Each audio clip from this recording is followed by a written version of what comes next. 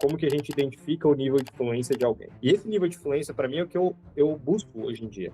É uma fluência de ler e escutar. Por quê? As pessoas falam assim, fala alguma coisa em italiano. Daí, beleza, eu vou lá e falo. Só que a pessoa quer que eu mantenha uma conversa com ela respondendo em português. Eu fico assim, como eu virei poliglota falando em cada idioma? Então, para mim, por exemplo, forjar um vídeo como esse seria muito simples. Eu sei o suficiente para eu conseguir impressionar uma pessoa que não sabe. Gringos reagindo a eu falando o idioma deles, ou então chocando nativos falando o idioma deles. A percepção que traz para mim de eu estar usando os estrangeiros como fuel, assim, como energia para poder alimentar o meu ego. Que aqui a gente fala muito que a jornada ela é para a vida toda. E essa que é a realidade da aprendizagem de idiomas. Não é sobre performance, na verdade. A maioria dos poliglotas são falsos, eles não são realmente poliglotas, porque o verdadeiro poliglota, nesse sentido, ele seria alguém. E aí, pessoal, sejam bem-vindos a mais um episódio aqui no Moonlab.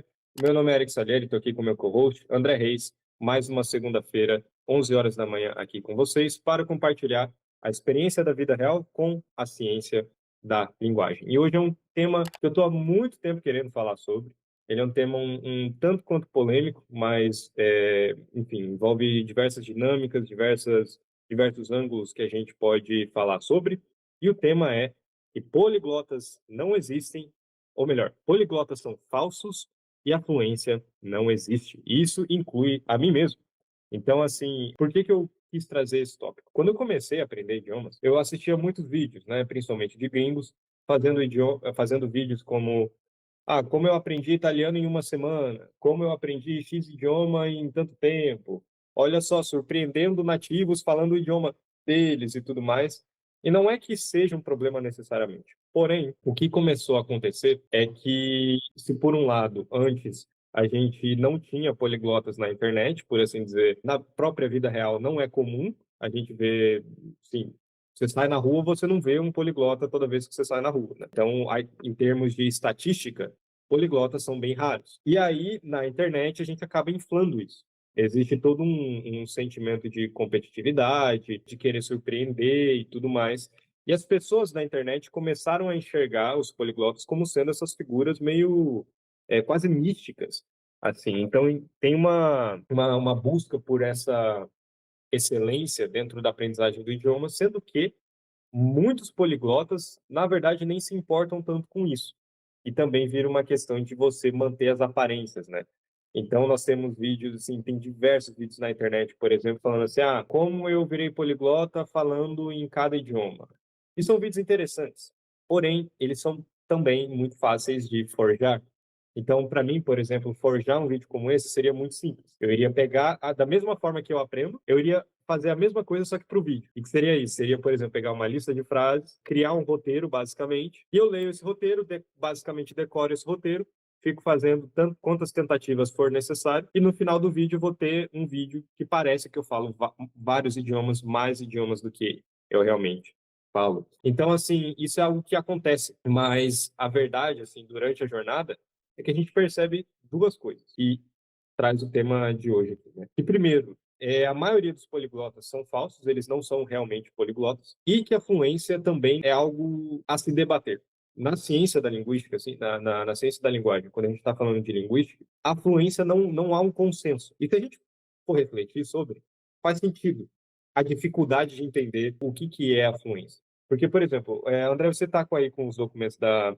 Existe uma tabela de nivelamento, que é o que a gente está mais acostumado, A1, A2. Diz aí para a gente, André, quais são os níveis. Para quem não conhece, né, é a escala europeia, né, a mais usada. Acho que ela engloba ali vários estágios que eles são fáceis de você se identificar com eles e falar, estou nesse estágio, né? Então eu vou falar aqui eles para quem não conhece.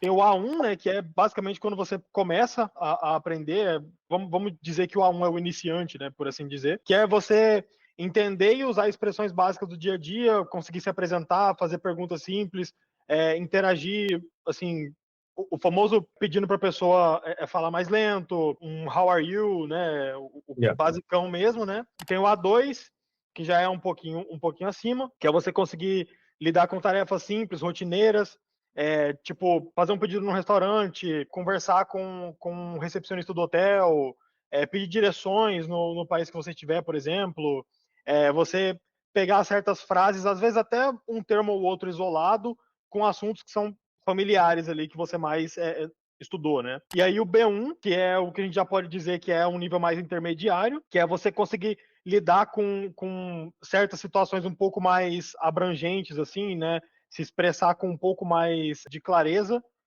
escrever textos, o output ele fica muito mais fácil, não só na escrita, mas na fala também. Você consegue falar sobre coisas um pouco mais abstratas, né? Tipo experiências, opiniões, planos para o futuro, esse tipo de coisa. O B2 a gente pode dizer que é um intermediário avançado, que é você compreender textos mais complexos, aquela espontaneidade que eu falei do B1 ali já está muito mais evidente, né? Você consegue, como por exemplo, pegar certas, vamos usar o inglês como exemplo, né? Tipo assim, os phrasal verbs. Tem muitos phrasal verbs que eles são, tipo, não tem um dicionário de phrasal verbs porque eles são meio que usados de forma espontânea, né? Então, quando você vê algum phrasal verb que termina com down ou com up, mesmo você nunca tendo ouvido aquele phrasal verb antes, você já consegue identificar mais ou menos qual que é o que ele está querendo dizer, basicamente, né? Esse tipo de espontaneidade, né, que eu digo. O C1 já entra no nível avançado, né?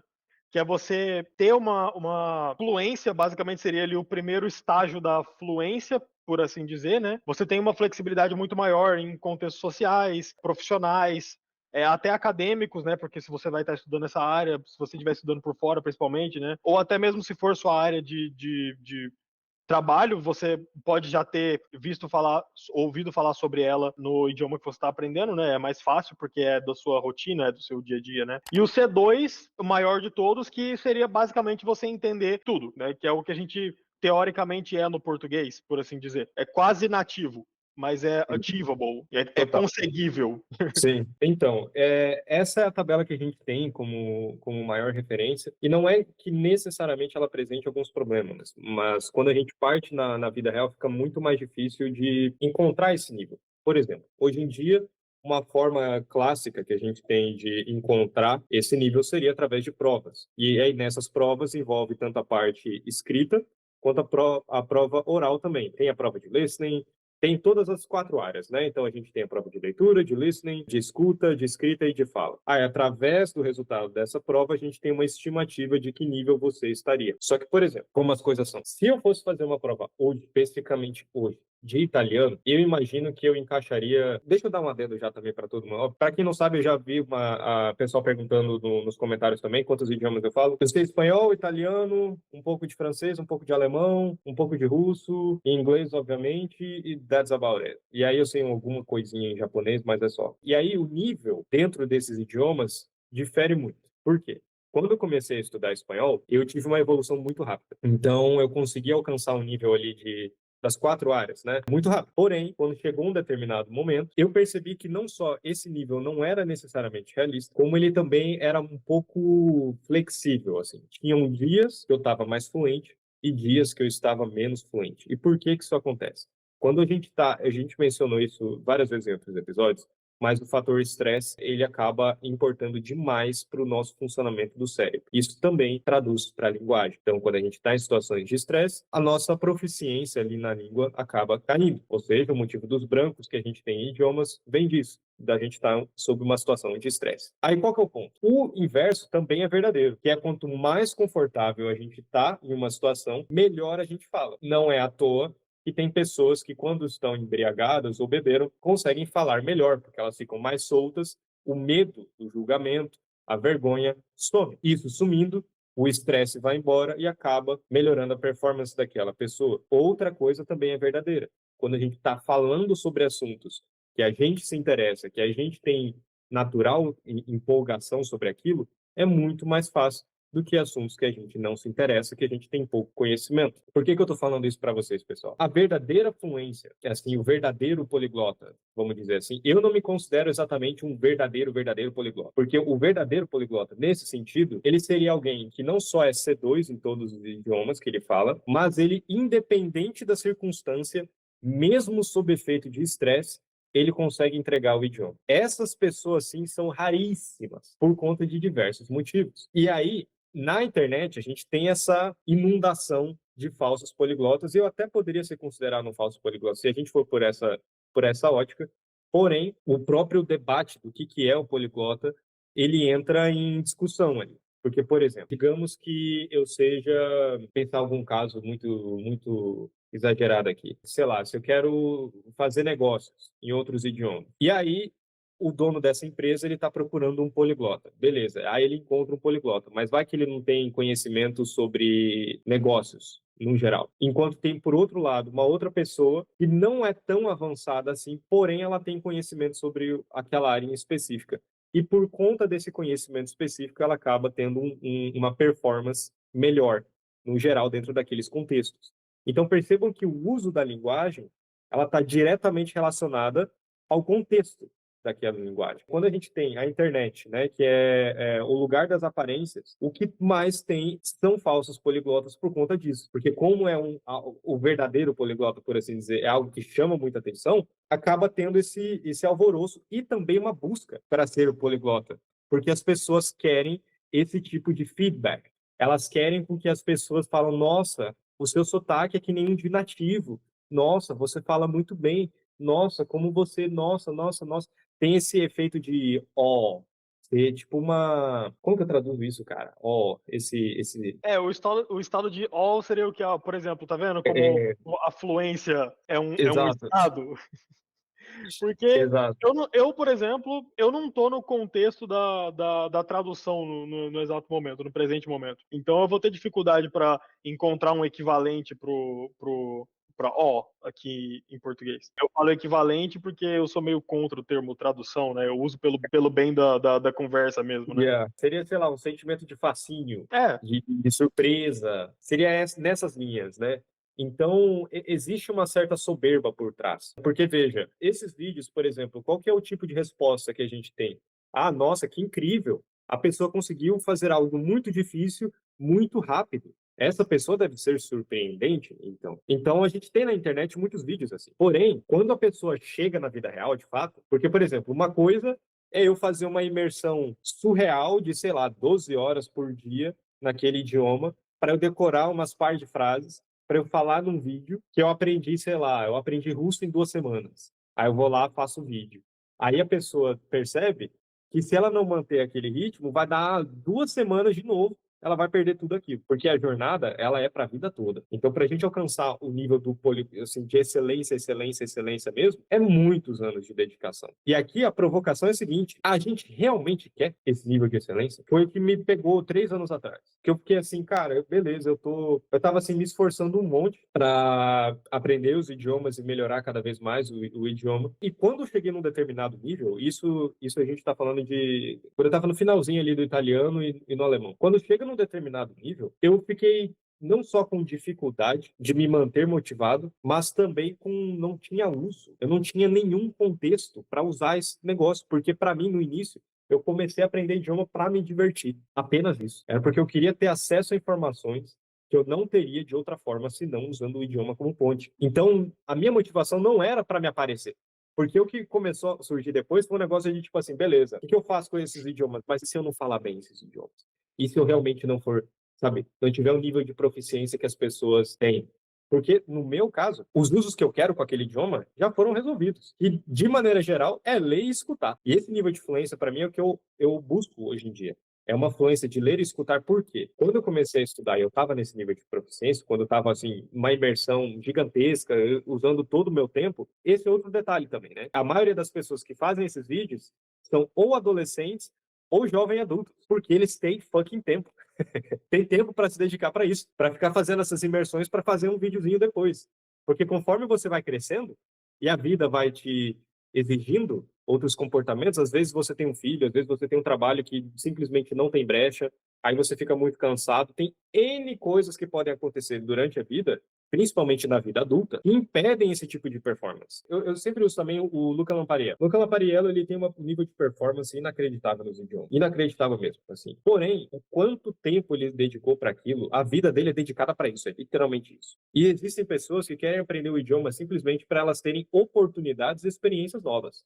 Esse aqui é um grande rant, pessoal, mas é porque isso aqui está guardado há muito tempo já. Então, essas oportunidades, experiências novas, é o que dizem o que você vai aprender. E, curiosamente, é essa motivação, o objetivo que você tem com aquele idioma, que vai ditar o quão rápido você vai aprender. Então a gente vai tendo esses tipos de circunstâncias. Então hoje em dia vira uma coisa onde eu queria fugir disso. Eu acho que até hoje eu não fiz um vídeo como esse de tipo, falando X idiomas em X minutos ou algo parecido. Eu estava indo mais para outras linhas porque eu justamente não queria trazer essa imagem. Da mesma forma que eu não fiz vídeos como, por exemplo, gringos reagindo a eu falando o idioma deles, ou então chocando nativos falando o idioma deles. A percepção que traz para mim é da mesma forma que, por exemplo, a gente brasileiro, e já vi muita gente falando isso, né, reclamando que vai, sei lá, quando o gringo vai para a favela do Rio de Janeiro, nossa, estão tratando a gente que nem no zoológico. Tanto que teve um filme do Bacurau lá que traz mesmo essa vibe, né, de estrangeiro tá aproveitando o nativo. É a mesma lógica, na minha visão, de eu estar usando os estrangeiros como fuel, assim, como energia, para poder alimentar o meu ego. Tipo assim, olha só como eu sou incrível, como eu falo outros idiomas, olha só os nativos chocados aqui. E, pessoal, outra coisa, como a grande maioria das pessoas não sabe o idioma, pode ter a pessoa falando um monte de abobrinha, um monte de coisa errada, que a pessoa não vai saber. Que a pessoa simplesmente não vai saber. Então, assim, na verdade, eu evito, assim, até, porque, para mim, é muito sobre isso, é muito a gente ter um contato genuíno com aquele idioma, uma vontade realmente verdadeira, uma troca genuína e verdadeira. Isso para mim acaba sendo mais importante. Então, por exemplo, hoje em dia, um dos grandes motivos do porquê que eu ainda estou meio travado em alemão, e eu diria que o meu alemão está ali entre o B1, A2 indo para o B1, com muita motivação. Já esteve em B2. Algum momento da minha vida já esteve em B2, não está mais. Por isso que a gente diz que a fluência ela não é um estado fixo, porque conforme a gente se distancia da fluência, o nível também diminui. Enfim, tem muita coisa que dá para falar sobre isso, pessoal. É mais um grande desabafo mesmo, porque eu vejo muito isso na internet, né? Então a gente tem que tomar cuidado, sobretudo porque essas pessoas que fazem esses tipos de vídeo querem vender um curso e querem vender alguma coisa, mostrando a técnica que funcionaram para eles, sendo que a técnica que funcionou para eles não vai ser a mesma que funciona para você, porque cada pessoa tem uma jornada diferente. Então, assim, por isso que aqui a gente fala muito que a jornada ela é para a vida toda. Não é um momento exclusivo da sua vida ali que você vai se esforçar demais, vai aprender o idioma e depois você nunca mais vai lembrar dele ou que se dane o resto. Envolve muitas coisas durante a jornada que vão além do que técnicas. A gente troca de técnicas o tempo inteiro. Enfim, no mais, queria deixar isso muito claro para vocês. Dar um outro exemplo aqui. Meu francês, eu nunca estudei realmente francês. Eu fiz algumas coisas, mas pelo fato de eu já saber português, inglês, italiano e espanhol, o francês fica muito mais fácil. Porque cada um desses 4 idiomas tem. Qual que é o nome, cara? Não é colegatos, colegatos é uma Cognato. palavra. Cognatos, É que da mesma família, né? A família latina de idiomas. Exato. E E também tem na palavras. Europa tem muito loan word, que eles falam, né? Que seriam palavras emprestadas ali dos Isso, idiomas, né? Tipo, o isso. norueguês, que é uma língua germânica das mais antigas aí que tem, né? Com as raízes mais antigas que tem, eu quero dizer. Ele tem, por exemplo, sad, né? Triste. Em norueguês é triste. É Uhum. triste, só que sem o E. E aí, tipo, por que diabos tem uma palavra de origem latina numa. Inclusive, eu fui Isso. atrás da etimologia, é muito interessante essa parte aí e tal. Mas Uhum. só um exemplo de como funcionam as loanwords. E rapidinho também, uma outra coisa que eu queria falar, quando eu estava falando desse pessoal que basicamente finge, né, que sabe falar uma língua melhor do que realmente fala, eu parando para pensar, eu conseguiria fazer isso com o norueguês, sabe? Tipo assim, eu sei o suficiente para eu conseguir impressionar uma pessoa que não sabe, a ela achar que eu sei mais do que eu sei. Eu conseguiria, tipo assim, enganar uma pessoa. Eu sei o suficiente para enganar uma pessoa. E realmente não é uma coisa muito fora da realidade, não. Exato. É por isso que aqui a nossa proposta, como vocês podem ver, vocês que acompanham o Moonlab aqui, é bem diferente. Porque, assim, eu particularmente, eu tô nessa jornada de aprender idiomas há muitos anos já, e assim, eu continuo na jornada e eu não vejo essa mesma realidade que essa galera vê. Porque o que eu acho que acontece é que muita dessa galera começa a estudar, mas depois o foco dela não está em realmente aprender o idioma. O foco dela está em ter esse glamour ao redor e tudo mais. Porque, por exemplo, técnica, eu já testei tanta técnica diferente, pessoal, e eu continuo trocando de técnica porque a gente enjoa. A gente está falando de anos e anos de estudo aqui. Não é algo que se faz em um mês, em 2 semanas. Então, como que eu posso passar para vocês, por exemplo, faz essa técnica aqui, em 2 semanas você vai estar fluente. Sendo que eu mesmo já parei de usar essa técnica, já estou fazendo outras coisas, porque eu já enjoei dessa técnica, já fiz tanta coisa diferente, já fiz aplicativo, já fiz curso, já fiz aula, já fiz o chat GPT, inteligência artificial, um monte de site diferente, um monte de livro diferente, áudio, podcast, tanta coisa, porque a jornada vai mudando. Em cada idioma a gente Por exemplo, algumas técnicas que eu uso para um idioma, eu não vou usar para outro simplesmente porque eu enjoei, porque eu gastei naquele idioma. Que foi o que aconteceu comigo com o russo, por exemplo. Porque nessa que um monte de gente já fala assim, aprenda inglês com filmes e séries. Beleza, mas eu já aprendi. Assim. Aí, quando eu vou querer aprender russo, eu já vi muita série, muito filme, e eu cansei de ver série e filme. E aí eu aprendo como? Aí, sendo que venderam para mim de que a coisa mais impressionante, o que mais funcionava era esse. É por isso que a gente fala, assim, a técnica muda, sempre vai mudar. E o mais importante é o plano de estudos, é como você organiza a sua vida e encaixa aquele idioma na sua vida para ele compor a sua vida como um todo. Ainda quero bater a tecla sobre a fluência não existir. Então, cara, eu queria te fazer uma pergunta. Dá pra gente dizer se existe fluência em certas áreas? Por exemplo, a pessoa ter uma fluência em listening, mas não tem em speaking. Ou Sim. talvez até, tipo assim, em listening fica até um pouco mais abstrato, né? Porque, tipo, a gente tá acostumado. A fluência é meio que a capacidade de se desenrolar no idioma, por assim dizer. Pelo menos quando fala fluência é o que a gente imagina, né? Pelo menos é o que eu imagino. Enfim, não sei qual o significado que tá atrelado na cabeça de todo mundo. Mas vamos dizer aí para ficar um pouco menos abstrato, né? A pessoa tem uma fluência em escrita, mas não tem em fala. Bom, sim, é total possível. E é meio que esse o ponto, assim. Porque, por exemplo, uma pessoa que ela estudou muito com leitura, é natural que a performance dela em leitura seja mais alta do que em outras áreas. E aí, vamos dissecar isso, né? Se o objetivo é esse, como que a gente identifica o nível de fluência de alguém? A gente mencionou no início do episódio sobre provas, né? Então, tem uma prova de leitura, uma prova de listening, etc, etc. Beleza, isso é um teste. Mas, durante a nossa jornada de aprendizagem de idiomas, a gente tem contato com N tópicos e assuntos diferentes. Como que eu sei e como que eu consigo fazer uma prova que universalmente tenha o mesmo grau e nível de dificuldade para uma pessoa e para outra? Exemplo, para mim, eu que estudo usando muito assuntos mais curiosidades históricas, outdoors, ou seja, atividades ao ar livre, mistérios, assim, assuntos mais diferentes, enquanto colocam num assunto que é mais técnico, um assunto, sei lá, sobre economia, sobre engenharia, sobre coisas do dia a dia. É possível que dentro desse contexto aqui eu saiba bem menos naquele momento da prova do que no contexto que eu estava mais familiarizado. Por quê? Não só pelo meu engajamento emocional ali, mas também porque eu tive mais contato com aquele assunto. Ou seja, a probabilidade de eu lembrar mais palavras relacionadas àquele assunto naquele idioma é muito maior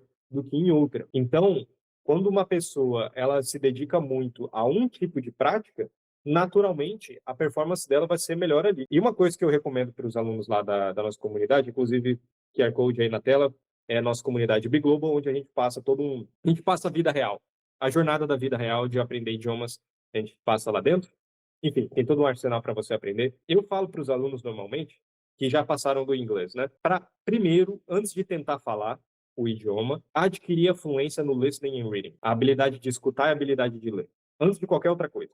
Por quê? Não só é a mais fácil, é a que consome menos energia, mas também é a mais rápido e a mais difícil de perder. Porque se eu, por exemplo, a minha habilidade de fala com espanhol, italiano, etc. Como eu não falo esses idiomas no meu dia a dia, não é tão presente assim, o meu nível de fala vai caindo. Porém, se eu parar para ver qualquer texto em italiano, qualquer vídeo em italiano, eu consigo ver tranquilamente, sem nenhum problema, sem nenhum problema, sem legenda nem nada. Eu consigo entender e eu consigo ler. Agora, para falar, geralmente eu preciso de um tempo de aquecimento, assim. E eu também preciso que a pessoa me conteste, que ela me responda naquele idioma também. Então, às vezes, as pessoas falam assim, fala alguma coisa em italiano. Daí, beleza, eu vou lá e falo. Só que a pessoa quer que eu mantenha uma conversa com ela respondendo em português. Eu fico assim, me responde em italiano, então, que eu tenho um feedback, assim, uma dinâmica. Eu posso, às vezes eu uso palavras que a pessoa acabou de usar, sabe? Assim fica mais fácil de lembrar. Então, existe sim. E é justamente esse o ponto, na verdade. Então, se esse é o caso, né? E aí, novamente, falando das provas.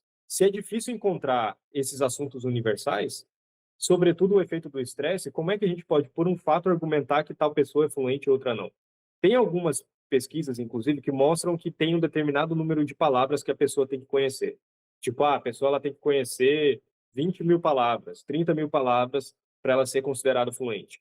Como é que a gente coloca isso no laboratório?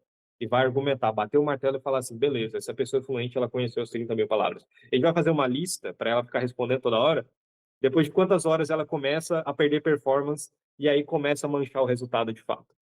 Ou então, o que aconteceu na vida da pessoa naquele dia que pode impactar no resultado dela ou não? Perceba como, tipo... E aí, por exemplo, eu que já tive um nível alto de speaking em italiano e espanhol. E, novamente, não é que eu não tenho, mas eu preciso de ter um warm-up, preciso ter um aquecimento ali. E às vezes é rápido. E eu já vi esse relato de outros poliglotas também, onde eles colocam como, por exemplo, fiquei anos sem falar francês, quando eu cheguei lá na França, demorou uma semana, mas depois de uma semana eu já estava falando normalmente. É por conta disso. Então, a fluência, ela varia muito o seu estado baseado no nível de intensidade que a gente tem contato com aquele idioma. Então, quanto mais contato, mais intenso é o contato da pessoa com aquele idioma, naturalmente vai ser melhor a performance dela. E esse contato, ele é mutável, depende do período da vida da pessoa.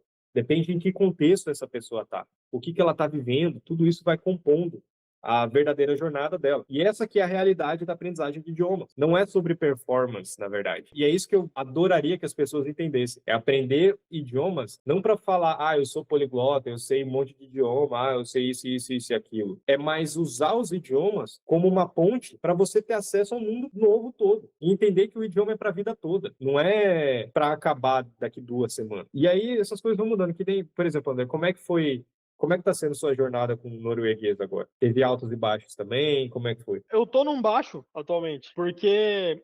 Mas você estava num alto agora há pouco. Exatamente.